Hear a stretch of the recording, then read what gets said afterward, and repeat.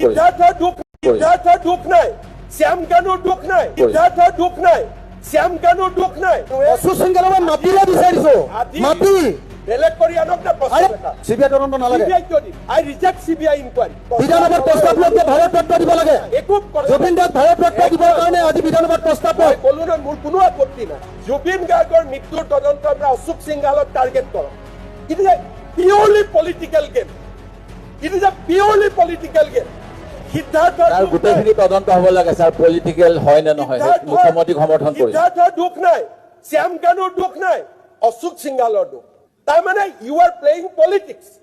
আজি অসমৰ মানুহে অশোক সিংহালক মাতিলে বিচাৰিছো, মাতি বেলেগ কৰি আনক না প্ৰস্তাৱ এটা। অধ্যক্ষ মহোদয়, মই ক'তো মাতি দিয়া নাই, বেলেগ কৰি প্ৰস্তাৱ আনক। জুবিনৰ লগত লিংক নকৰিব। আজি অধ্যক্ষ মহোদয়, জুবিনৰ স্মৃতিৰ কাৰণে যেতিয়া মই মাতি দিওঁ